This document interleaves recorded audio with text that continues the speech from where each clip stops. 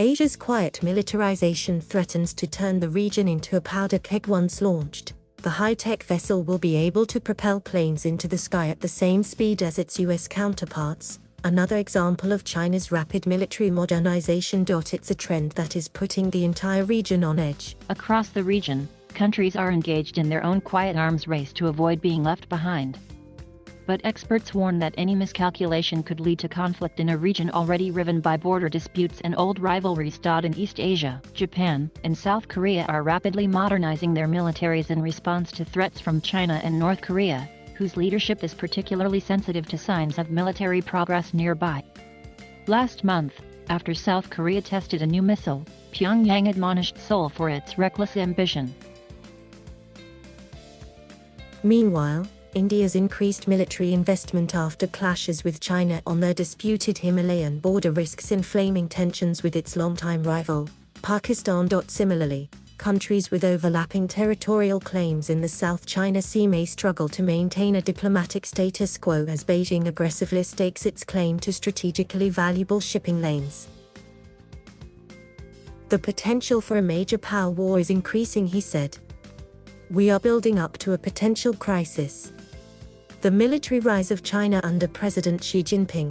China's military has rapidly expanded. China's military budget is growing every year, likely above $200 billion in 2021, and while it is still far below the estimated $740 billion 2022 U.S. defense budget, the PLA is closing the technological gap with the American military.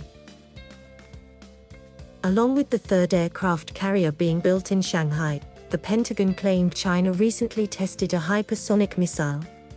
What we saw was a very significant event of a test of a hypersonic weapon system. And it is very concerning, said Chairman of the U.S. Joint Chiefs of Staff General Mark Milley.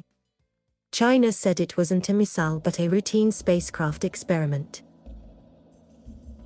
And it isn't just China's military buildup that is unsettling the region, but its attitude as well. Speaking at a celebration of the 100th anniversary of the ruling Chinese Communist Party in July, 11 said China would no longer be bullied, oppressed or subjugated, and anyone who tried would find their heads bashed bloody against a Great Wall of Steel. In a virtual meeting with US President Joe Biden this week, 11 said China would take resolute measures if separatist forces in Taiwan crossed a red line, according to a Chinese readout of the meeting. Such moves are extremely dangerous, just like playing with fire. Whoever plays with fire will get burnt, the statement quoted 11 as saying. Over the past few years, a new breed of combative Chinese diplomats, nicknamed wolf warriors, have been pushing back hard in press conferences and on social media against any perceived slights toward China. Arzan Tarapur, South Asia research scholar at Stanford University, said Beijing's aggressive posturing and diplomacy under 11 was alarming its neighbors.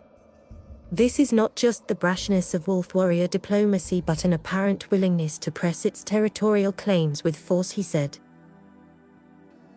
Since the end of World War II, the US has been a major guarantor of peace and stability in the region, particularly through its close security alliances with Japan, South Korea and the Philippines. But the threat of a US withdrawal from the region under former US President Donald Trump, combined with his America First policies that saw the country turn inward, undermined trust in Washington's engagement in the region.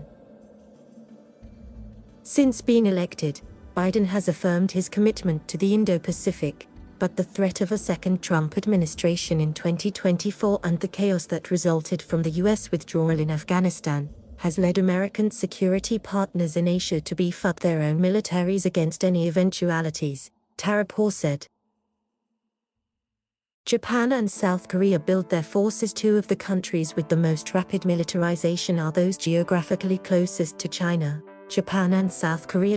There is no timeline for the unprecedented increase, but it would allow the Japanese government to quickly expand its forces at a time when Tokyo feels under growing pressure from neighboring North Korea and China. Japan recently announced plans to deploy more missiles in 2022 to its Okinawa island chain that sits just a few hundred miles from the Chinese mainland.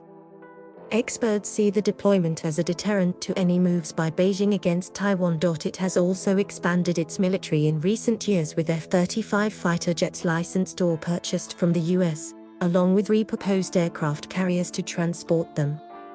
The country's self-defense forces are also looking to add high-tech submarines, destroyers and stealth fighters to their arsenal. While Japan's neighbor North Korea is often in the news for its missile program, South Korea is also rapidly expanding its forces. Seoul is looking to build up its military, partly to make it less reliant on its longtime security partner, the United States. In September, Seoul announced it had successfully tested a submarine-launched ballistic missile, one of the first major trials since Biden agreed to end a 40-year-old treaty limiting South Korea's weapons program. The limits were put in place in 1979 to prevent a missile development arms race between the two Koreas.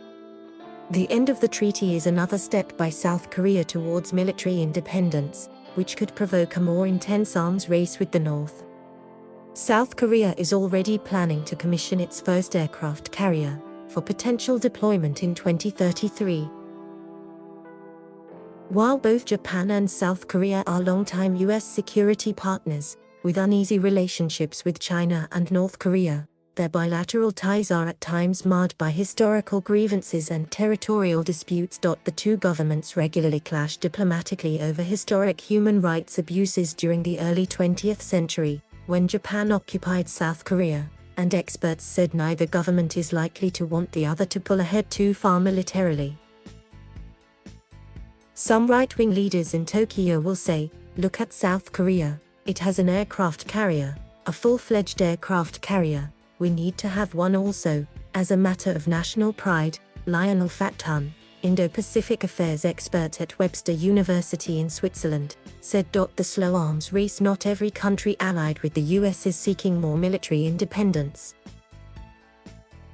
In a shock announcement in September, Australia tied itself more closely to Washington by forming a new security alliance with the US and UK in the Indo-Pacific.